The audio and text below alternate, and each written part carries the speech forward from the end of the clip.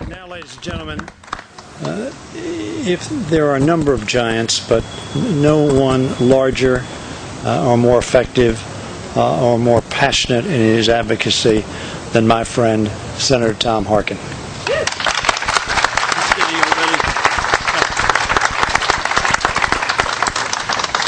Not to downgrade Jim Langham's recent remarks, but thanks for not putting me after Christina Foster. I really appreciate it.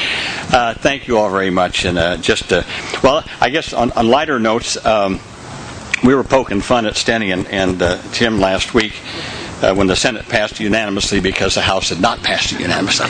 So we were challenging them. So thank you for passing it unanimously in the House today, Stenny, and getting that done. So it's wonderful to see all of you here, but I guess I'm kind of constrained to say we got to quit meeting like this. We're always trying to redo what we've done before.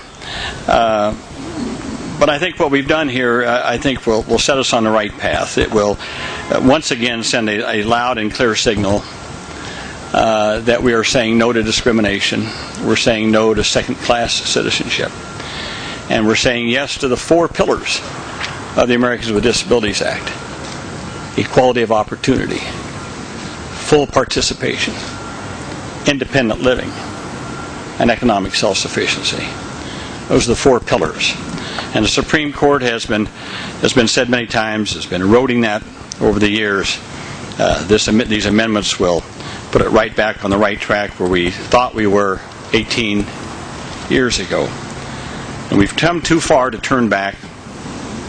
We've come too far to trim our sails and sort of say, well, maybe a little bit's okay. No, it's not a little bit. It's not okay.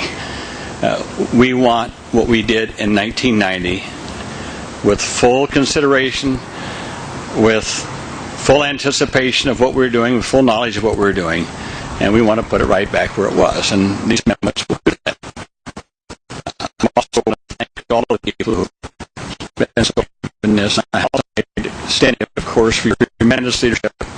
Not only now, standing up on this back in the 80s, for crying out loud. When we first got together back in the 80s on the initial ADA. And Tony Coelho, my gosh, good to see Tony here again. Also one of the early champions in the 1980s of getting an initial bill through.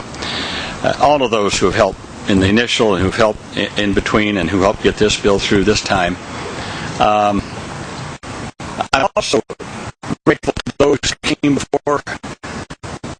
You start naming names for somebody, but I got to tell you, there are some people that at times like this come to my mind, and you think about them and what they did during their lifetimes to make it possible for us to be here.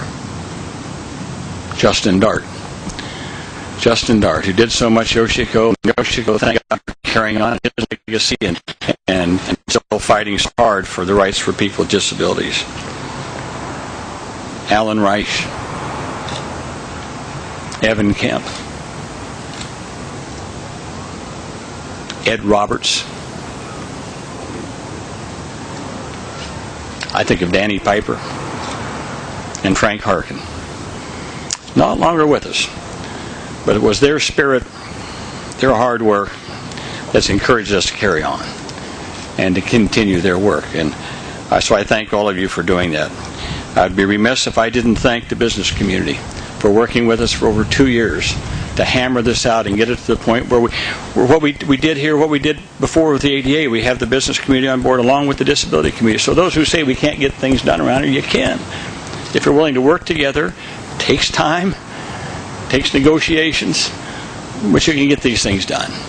And we're a better and more fair and more just society because of it. So I just closed by saying we got to stop meeting like this, but there's one more meeting we got to have, folks. One more. We got to get the Community Choice Act passed, folks.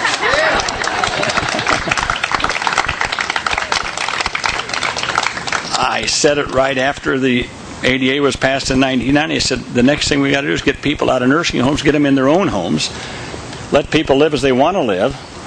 And if the federal government's going to be providing funds, let them decide how they want to use the money and not the federal government and any government bureaucrat. So the Community Choice Act is there. We've had a lot of iterations of it, MCASA and everything else. But I think we're close. I think we're very close.